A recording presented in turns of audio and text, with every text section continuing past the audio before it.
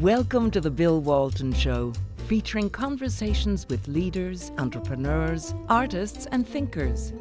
Fresh perspectives on money, culture, politics, and human flourishing.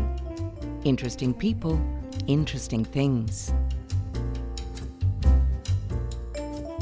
Welcome to the Bill Walton Show. I'm Bill Walton. Well, events on the world stage seem to be moving even quicker than normally. Ukraine, Russia, Putin, the Wagner Group, President Xi's reaction to what's going on in Ukraine and Russia, Tony Blinken's fairly catastrophic visit to China recently, anyway, and Taiwan, of course. All these events seem to be moving together. And to understand what's going on, I've asked Stephen Bryen, who's my favorite go-to guy to understand what's happening on the world stage.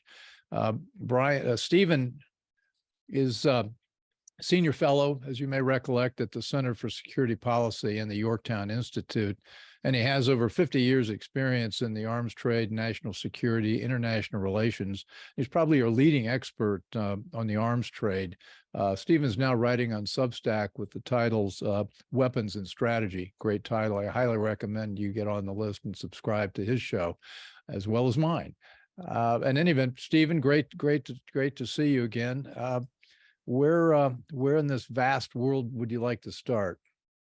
I think you start with Ukraine because that's the and Russia because that's the active situation. Well, let's go. I mean, so.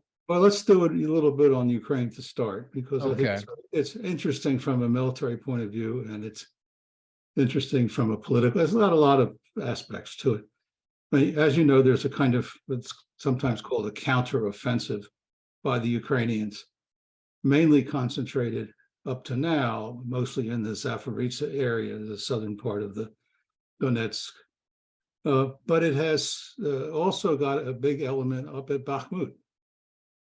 And it looks like, I mean, at least people are starting to think that the Ukrainians want to take back Bakhmut for political reasons, because they need to go to this NATO meeting in mid-July with some victory.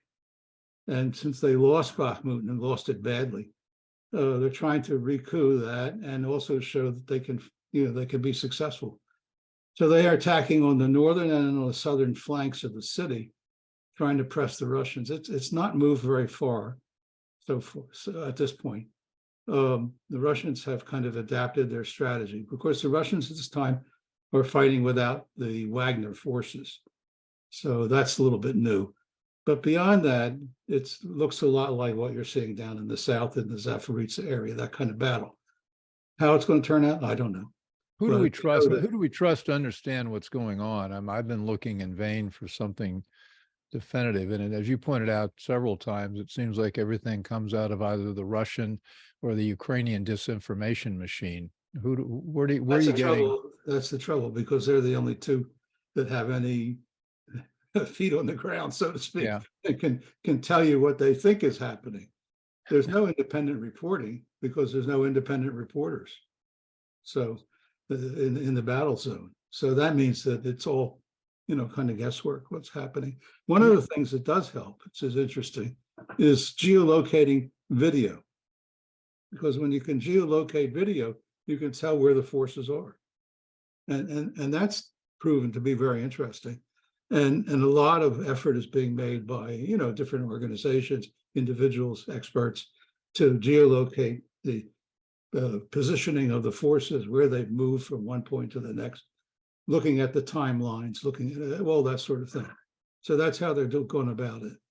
And that's about the best you can do, because beyond that, you can look at the junk pile after the battles and see whose junk pile it is. It's mostly Ukrainian junk pile at this point. They've lost a huge amount of armor, both tanks and armored fighting vehicles, infantry fighting vehicles and armored fighting vehicles, all that stuff, mine clearing equipment. They've really taken a battering in this offensive, trying to break through. They have not broken through in any meaningful way so far. What do they have left on the shelves to defend themselves? Because we've sent what 130, 150 billion that direction. Where it got spent and who got it and how much of it actually resulted in weapons to fight this war is an interesting conversation. But where are they? Do they have anything left to fight with? I think they still do in terms of hardware. Yeah. The main problem on the Ukrainian side is manpower. Yeah. Seems to me.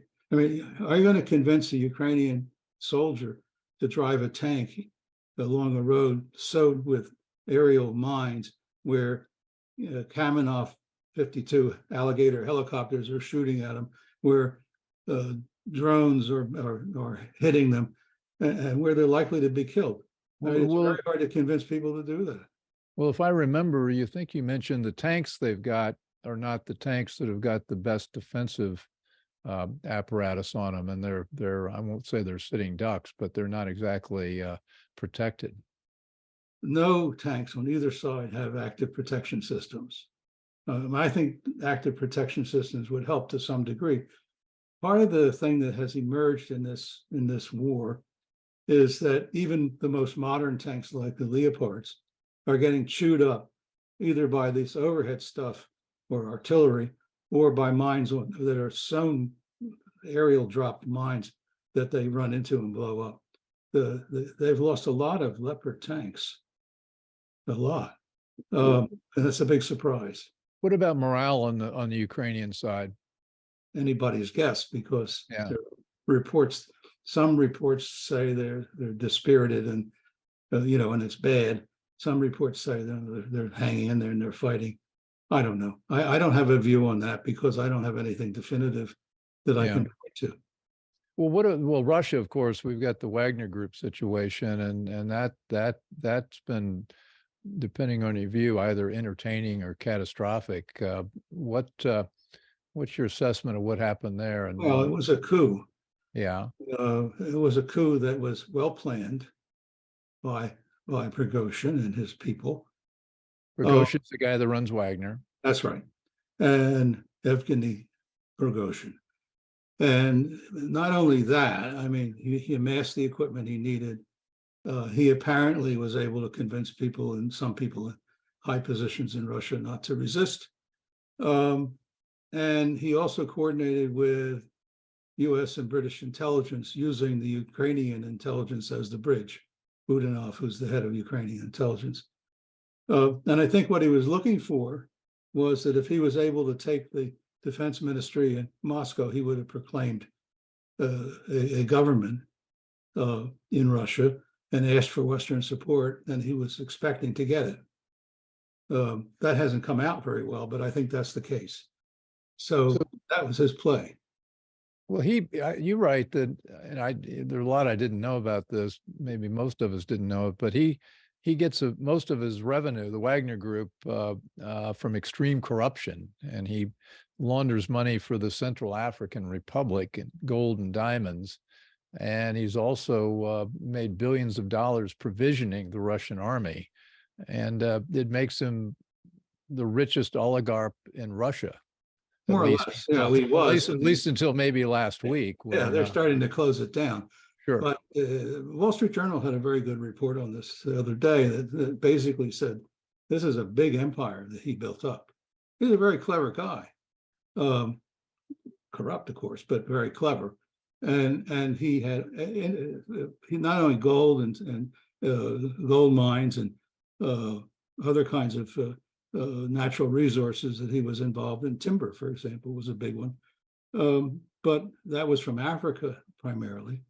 But in virtually, in finance and in logistics and supply, and he was being paid by the Russian army to provide provisions for the whole Russian army. He was the man. And then billions and billions of dollars were going into his hands. How much he skimmed off, who knows? That's surprising. Putin would let one man have that kind of power. Well, he trusted him. And that was the mistake. And he allowed the concentration of power, which was way over. With a lot of the other oligarchs, he's cut them down to size. Where is he now? Is he in Belarus? And That's a great question. we don't know. No one has seen him. So he's supposed to be in Belarus, but whether he is or not, I don't know. Nobody knows. Whether he's even a free man, nobody knows. Whether he's even alive, nobody knows. It's very hard to say at this point. By the way, he was an excellent propagandist. He ran a huge social media network and internet operation, plus broadcasting in Russia. All that's been closed down in the last few days. So he was really the only voice of the Russian people on the subject of Ukraine, because the government doesn't say much. So basically, he had the podium, and he was using it very effectively. He's a dangerous fellow, very dangerous fellow, as far as Putin is concerned, and the current regime in Russia. Very dangerous. Well, this seems to be the sort of exhibit A that Putin doesn't have the whip hand that I thought he had. I mean, he seems to have trusted, in this case, really the wrong guy. I mean, where does this leave Putin in terms of his ability to continue as president? We don't know yet. It's a great question. We don't know yet, because at the moment, it looks like he's in control. But you have to be very careful in Russia to say anything that looks like something is really something. You know, it's a very tricky place. He has to convince the army to stay loyal. That's his number one job. His second job is to convince the intelligence services, and there's more than one, to stay loyal. If he can do that, he wins. But who knows? It's not clear yet. Well, where are our intelligence services in this? Because we've got Newland at State, who's been pushing this. Really, this has been a regime change war. Their ultimate aim was to get rid of Putin. Yeah, I think that's right. And but you got to wonder about who's going to replace Putin. But that's another question. Well, they didn't wonder. They thought it was going to be Prigozhin. I think, you know. Do you think the CIA then had a hand in this? It's very. I think so, because Bill Burns, the head of the CIA, picked up the phone and called his counterpart in Russia, the head of the SVR. Russia has intelligence divided between domestic and so-called international. FSB is domestic and SVR is international. He called the head of the SVR, which is quite appropriate. That's the guy you call. That's his counterpart. And said, we didn't have anything to do with it. Our hands are clean, our hearts are pure. Somebody said that. Well, and I'm from the CIA, trust me. Yeah, right. So the Russians say, yeah, well, we know. Yeah, I mean, they're trying everything they can do. I mean, they've been trying to blow up things in Russia. They've been assassinating people in Russia. It's not just the Ukrainians. Let's face it, this is a combined operation of the West against Russia. And the Russians have been taking a lot of hits. And they've been, but not enough to destabilize it. So who's in this force? We've got the United States. We have Britain. I think their secret service is very involved. MI6, yes. Poland, I think, is a real hand in all this. And where are the rest of the countries in NATO in terms of what they're actually doing to help shape this war? I don't know the answer to that, actually. Yeah. I mean, it's, no one's, all secret operations are what they are, secret. There was an interesting arrest just the other day of a guy trying to blow up the head of the government in Crimea, the Russian guy. I mean, the guy was trying to blow up the head of the Crimean government, who was a Russian himself, but he was apparently funded by the Ukrainian secret service. So it's an elaborate effort to undermine, but you can't win on the battlefield. Maybe you can win through subversive operations, destabilizing operations to try and bring down the Russian government. I think that's the goal, or at least to cause enough confusion and problems that the Russians kind of pull back and say this isn't worth it, something like that. But you mentioned earlier that there's a NATO meeting coming up, and you've also written about NATO. The original notion was Ukraine joining NATO, and that seems to be off the table. They don't have the votes in NATO to do that. But there is another alternative, which is offering Ukraine a security guarantee. Yes. And I think you point out that that could be infinitely more dangerous than Ukraine joining NATO. Yeah, let me explain. The NATO is ostensibly a defensive alliance. It says that, you know, the members are going to come to the aid of another member if they're attacked. But the relevant part of the NATO treaty is called Article 5. And Article 5 requires everyone to agree to do that. In other words, you need a unanimous vote. If you give security guarantees, it's not clear what the triggering is for that. Is it So just Article 5, I don't mean to interrupt, but Article 5, I was characterized by some people I talked to as, well, they can invoke Article 5 and it'll be like World War I. We've got to go into war to you know, to No, defend. don't work that way. Okay, so that doesn't, it's not an No, actually, you know, it's only revoked once, invoked, I'm sorry, not revoked. May have Okay. been revoked, but it was only invoked once. And that was 2001 during 9/11, Right. when the US requested NATO to act under Article 5, and NATO didn't act. So much for that. But you mentioned now that the security guarantees in place, this may support maybe worse. How would it be worse? Well, because it's not clear it's democratic in terms of NATO. In other words, it's not, we haven't seen it, so we have, you know, we're only guessing. But the fact of the matter is, if you give a country a security guarantee, there has to be something to trigger it, right? And if there's no requirement for a vote, once it's triggered, you're at war. So it could get you into a war without the NATO members agreeing to do it. And that's, I worry about that. I think that's bad news. I don't think we want that. That's not the kind of solution that is a good one for Europe or for the United States or for anybody else. It's a very dangerous provision, if that's the case. Again, there's no text, so we're just guessing. But that's what it sounds like. Otherwise, why would you do it? Again, who are our leading strategists in the American administration? It seems like we've got some competing camps in the administration. There always are, but who's leading the charge here? We know it's not Joe Biden. That's me speaking. You don't have to say that. I won't. Who's really? Well, I think the head of the National Security Council, Sullivan, is certainly a key player in this. So is the State Department with Victoria Nuland. Of course, she's the main driver there. Blinken, I don't consider very effective about anything. So she's running the show.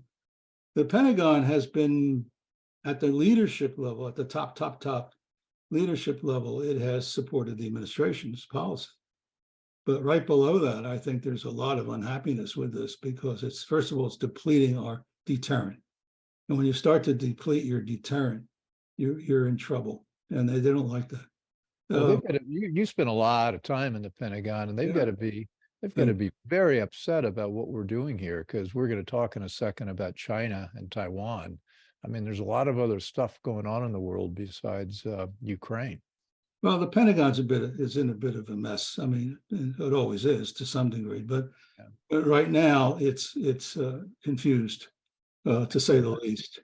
I mean, they're buying weapons they don't need when there should be buying weapons they do need, that kind of thing, which is classical Pentagon spending habits. But it doesn't matter because all the good stuff's gone to Ukraine. So it's leaving them with very few tools to defend anything else. Not to mention Taiwan, of course, it's Taiwan. But what about Europe? If you exhaust your munitions in Ukraine, how are you going to defend Europe if a war started? Well, I don't understand how you can do it. It's a very dangerous policy, and I don't think it's been calculated correctly by any of the decision makers in Washington. And that's a big problem. That's the sense of my question about who's in charge. I don't, calculation doesn't seem to be much in evidence here. We just seem to be blindingly moving ahead with two ways. Unintended consequences. Can I stick my nose on this one? I mean, there's absolutely, please. Two parts to this thing. Let's make some news. I don't think we'll do that, but I mean, on the one hand, there's no strategic planning. Okay, that has that's driving decisions in the US government today. At least that's how it looks to me.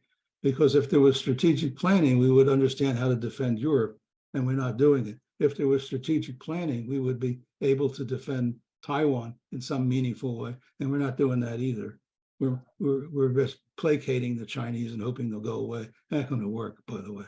So that at the strategic level, I think there's a real problem, a big one, a very big problem.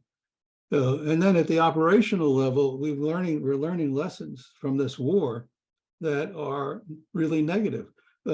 This current battle in this counteroffensive is a NATO plan. It was developed with advanced simulations that were run by NATO, mainly the US and the Brits, to figure out how to win against the Russians. With what we plowed in there, long-range weapons, all that kind of thing. The modern tanks, better communications, coordination, all the things that we're supposed to be doing today on the modern battlefield. And it has failed so far. I mean, truly failed. So that should almost demand a rethink about how we go about warfare and how we're going to defend our interests. And it hasn't, at least I haven't seen it yet. And that's a real tragedy. People are running around saying we're winning. That doesn't help because we're not. And rather than trying to figure out what the problems are. Look, if you can't use your armor force to penetrate the other guy's side, you got a problem. And that problem doesn't matter what kind of tank you got, whether it's an Abrams tank or the wonderful Leopard tank. They lost 16 Leopards already. That may not sound like a lot, but that's all the Leopards that Poland and Portugal have given to the Ukrainians, plus some from the Germans. So it's not a good situation. And so you have to figure out how to deal with that kind of threat and what you should be doing. I'll give just one example. One of the things we need much better demining equipment. We don't have it. We need much better we need active defenses on our tanks. We're not buying it. I mean, there's stuff that's just incomprehensible that needs to be fixed. So we haven't fought a war like this in almost forever. I mean, everything we've been doing has been asymmetric. Korea would be the last war with a modern armor kind of thing. What do you have a speculation if we did get into a hot mess with China, would we be fighting this type of war, or would it be naval, or would it be something else? It would be different because you got ocean. Yeah. This is a land war. Well, let's bring in the other player on the stage, which is China. China, Xi and Putin have had a lot of meetings, and they've been arm in arm. And one of the outcomes of this, our policy, has been to drive China and Russia together. But Xi, I think, would be concerned about Putin not being in charge, and he's overtly aligned with Russia at this point. Where do you see them? It looks like they're playing their cards pretty closely, which they always do. But how do you see China, Russia evolving here? Historically, they don't get along. Yeah, I mean, they have the conflict up at the Yalu River. There's a lot of territorial issues. There's political issues. You have the problem of communism in China, which is dying, if it's not dead already. All these things. But communism in China dying? Yeah, I think the regime's in trouble. I think Xi's in trouble, a lot of trouble. His economy is collapsing. Guided system is failing. Their banking system is in crisis. That's why it's astonishing that Blinken, you don't see an omnipotent China ready to step up here. Well, this is a dangerous moment because I worry that if they've got all these weaknesses and the demographic issues real, the real estate over investment is falling apart on them. They're killing all the tech companies with cracking down on getting rid of the entrepreneurs and all the other restrictions. They're beginning to drive out a lot of foreign investors, which I'm witnessing firsthand through my window into private equity and venture capital, and it does look like a hot mess there. But countries that are in that bad a shape typically like to go to war to get people not thinking about that. That's the problem. One of the problems. Laughing, but it's not very funny. Well, it isn't. But China cannot afford a protracted conflict. Yeah. If I'm sure there's a big debate. Look, they understand the same things we understand. They understand the U.S. is short on stuff. The U.S. has these problems. So the natural instinct is we want to exploit that. I mean, take advantage of the American weakness and American confusion. And surely that's what the Chinese National Security Council's talking about. But the counter to all that is if they got into a conflict and if it lasts more than 2 days or 3 days, they're toast, because they're for sure the U.S. and the Europeans will do what we tell them, will impose huge sanctions on China. And the Chinese economy will totally collapse. They can't manage that because they're going to have revolution at home. So that's the dilemma they have. It's not that they don't want to, it's can they get away with it in a very short, quick operation. But and America it doesn't look that way to me. But American leadership seems, this particular administration seems utterly incapable of taking advantage of the leverage we do have. Which Well, this is administration says, what balloon? We hadn't seen any balloon. Hadn't seen any balloon, and Blinken, little Tony doesn't want to talk about that balloon when he's going over there. That's just, well, who knows? And but then no one greets the guy when he gets off his plane. If Blinken had any self-respect, tell that story. I tell that story. That bears repeating. You've got our Secretary of State showing up in Beijing, and what happens next? Nobody's there. And when he got out of the plane, he would see that no one was there, and he should have turned around, got back on the plane, and said, "Let's go home." Yeah. Because we're being dissed, as they say, and as the kids say, we're being dissed. We don't want to be dissed, so we're out of here. No, instead he was trying to give away the farm, and he almost did. Maybe now you got Janet Yellen on an airplane going to China. She's worse. I mean, yeah, but it tells you what they want. I mean, what they want are economic deals with the Chinese at the very moment when the Chinese are so vulnerable, and we're going to give them that without getting anything for it. Well, this is off on another one of my areas of exploration. They want climate deals. They don't want economic deals, and that our climate policy is bound to bankrupt us. And they think climate change is by far a bigger worry than China is, and so they'll cut any deal they can just to get some. No, I think you're right. A fig leaf to say that China's giving them China concessions. Well, we don't need their concessions, but what we don't want to happen is to support their economy at a critical moment and get nothing for it that's real. So the visual. Why not say to the Chinese? I'll give you, for instance, it's easy.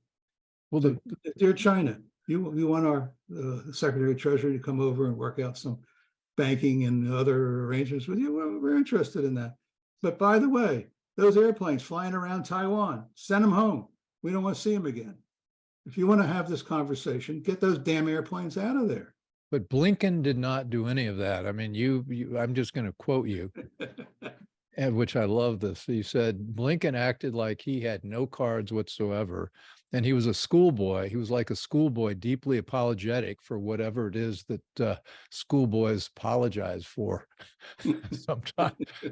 That's the way it came off. Even the visual of Blinken meeting, the photos of him with Xi were stunning. And then Xi figuratively put him at the other end of the table. I mean, he couldn't have been more dishonest. It was a great humiliation, shameful humiliation of the United States. I don't care about Blinken. He's an actor on the stage. He'll go away, but he represents the United States. This is the United States, and if this is the best we can do, this is terrible. Great powers have to be great powers. They can't be anything else. And Blinken has proven that yes, you can. You can be an idiot. You can go over and make a fool of yourself, and it's fine. No one cares. Well, they do care. people do care. I care. I'm sure you care too. I mean, it's the sort of thing that is humiliating to the United States. Kowtowing to the Chinese is not what we should be doing. Well, and we are. We talked about Sullivan earlier. He seems to be the only one in the administration that seems to think we ought to have a tougher line towards them. But Taiwan is going to be is in play, and they're doing everything they can aggressively. You wrote a piece on why Taiwan's important. You summed it up in three categories: the democracy, the strategic place it has in the South China Sea and the whole trade zone over there, and then the economic issue we face. Taiwan is not only an economic power, but it's a technologically highly advanced economic power. Yeah. And Taiwan Semiconductor is a national treasure in Taiwan, and it's hugely and vastly important to our military, because that's where the artificial intelligence circuits, the integrated circuits, are coming from. We don't make them; they're made in Taiwan. They're not made anywhere else because no one has the technology to do it, because of the very fine features of those kinds of semiconductors, nano size features. So it's, what are we doing here? We have reasons to want to defend Taiwan. But by the way, the most important is democracy, because Taiwan, I've been to Taiwan many times, and I've been to their presidential elections. I actually was one of the presidential election, what do you call it, inspectors, so to speak, went around and saw if it was fair. And by the way, they're very fair elections, unlike ours. They're really fair. They really count the votes. We can't talk about the election or Homeland Security. We'll ban the video. So that's probably true. You'll end up getting we can talk about Taiwanese elections, but not our own. But it's a wonderful. Feel free to discuss. It's vigorous. It's a vigorous democracy. It's competitive. There are real political parties. There really, there's differences of view in Taiwan, as there are differences of view any place.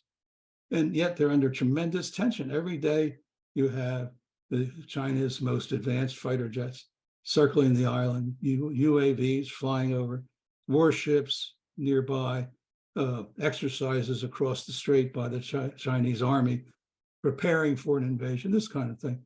Puts tremendous pressure and tension on the people of Taiwan, and certainly on the government. Do you see anything going on inside China to protect themselves from the technological catastrophe that they'd have as well if Taiwan shut down? Because one of the things that, if you look at our lockdowns and the shortage we had of semiconductors for consumer things like automobiles, you couldn't get delivery, and that was a very tiny disruption in the supply chain compared to what happened if Taiwan went dark because of a hot war there. Well, and also China would be equally, if not equally, but massively affected by that as well. Well, they have a huge auto industry, but the other thing that would be affected would be Huawei. Huawei is the telecommunications company that depends on Taiwan Semi. And if Taiwan Semi stop providing them, they're out of business. They can't do it. So that would be a big blow, because that's China's window on spying on the world. That's how they do it. Use Huawei. What's Xi? I don't think Xi can afford a hot war. So what's Xi's aim with all the ships and the sea lanes and flying fighters over Taiwan and acting aggressively? That's a good point. Good question. I think on one hand, he wants to show he's a tough guy. Yeah. I got teeth. I can do things. I mean, they're building up their military every day. It's unbelievable. The second is he wants to let his military show off, because otherwise they may bomb him instead of Taiwan. So he has to let them play around as long as they don't cause a war. Yeah. But you start doing this, and pretty soon you've got an incident that gets out of hand, and you do have a war. We had that. Remember the Hainan incident some years ago. Well, by the way, that's that's something that historians ought to take a look at, because I used to tell people that incident was resolved thanks to General Walmart and Admiral Kmart, who's told the Chinese, we're not taking your stuff. You're screwing America, so we're not taking your stuff. Yeah. At that time, they controlled the market. So the Chinese had to bend because they had nowhere to go. But again, I mean, they're flirting with an incident, with a clash. Some airplane shoots down another airplane. Or even if a Chinese bomber would crash on Taiwanese territory, can you imagine what that's going to unleash? Sure. I mean, they're just, because they're flying very close to the island. So, I'm sorry. Go ahead. No, I was just going to say that it's a very risky game. Yeah. Very dangerous. So we got to get out of here, but for today. But you're going to be back because I'm sure events will serve up all sorts of new things to worry about. That brings me to my last question. Of all the things you cover, and you cover a lot of what's going on, what are you most worried about? Right now, what I'm most worried about is a nuclear incident in Ukraine. It is, the Ukrainians have been putting out a lot of phony information that the Russians are going to blow up the huge atomic power plant at Zaporizhzhia, Energatom, I think that's how you pronounce it. And the Russians say that's nonsense. We're not going to do that. But Ukraine is in trouble. Let's be honest. They're in trouble. They can't keep this war going very much longer. And so they may do something stupid like that. And I know the U.S. is worried about it too, and rightly so. Because so the worry is what Zelensky would do, backed into a corner, or somebody, nothing to lose, and he can. I don't know that Zelensky would do it, but he's got some pretty bad characters who work for him. Okay. And whether they care one way or the other about Zelensky, I think Zelensky's largely irrelevant. They'll do it if they want to. And who's going to stop them? Well, that's the real, and no one can even understand the immensity of an explosion at Zaporizhzhia. It's a huge plant. It's the biggest plant in Europe, I think. It has 8 reactors. Well, it sort of brings us back to where you and I first got to know you and your, I will say, your profound wisdom, which thank you for that. When this all started, I mean, it never should have started. And right. The United States should have used its power to turn this into some negotiated settlement, which was possible. And we still find ourselves in the same place. It's in our national interest to shut this down ASAP. Yeah, well, now we've gone through the regime change kabuki, which seems to have failed. We've gone through the counteroffensive, which is not succeeding. We've burned up thousands more lives and billions in equipment. Would that mean that we're rational? Could we be rational? I don't see a single sign from the U.S. side of anyone thinking about some negotiation. Sad to say, but that's the case. Not a single sign. Have you seen anything? No. And I've been looking in vain. It's not even a campaign issue. Not yet. Well, Trump brings it up, but Trump does, but he's so, I happen to agree completely with what he's saying, but if Trump says it, it doesn't get throwaway covered. From the rest of the country. For the right. writing press, it's a throwaway. Nobody cares. Yeah. So we come back to the bottom line that no one's promoting any peace initiative, not the Congress, not the administration, not the military, not anybody. And that is a recipe for huge disaster. Look, the real game here is we don't want a war in Europe. Nobody could want a war in Europe. We've been through 2 wars in Europe in the last century. We don't need a 3rd one in this century. And we have to find a way to accommodate and work out deals with the Russians that make some sense. I think it's possible. I think the Russians are open to it, or at least they were. They may not be in a good mood at the moment after Prigozhin and all that. Yeah. But I think at least try, give it a shot. No, there's nothing. Okay, well, we're going to conclude for right now. And thanks, Stephen, for My pleasure. your wit and wisdom. For all of you who've been listening, I know I like to try to come up with a positive line of action. I guess the positive line of action here is simply start talking with people about the need to bring this to an end. I mean, Ukraine, or the war in Ukraine, and lobby everybody you can. We've got to change public opinion and make it matter more, because it's certainly in our interest. So with that, thanks for joining the Bill Walton Show.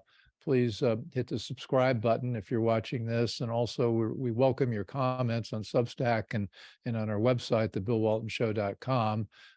We're on our all the major podcast platforms and video platforms. And so if you'd write a review of what you've heard, and maybe give us a 5-star rating if you think that's what we deserve, we'd deeply appreciate it. And we look forward to bringing you back some interesting shows quite soon. So anyway, stay tuned and persevere. I hope you enjoyed the conversation.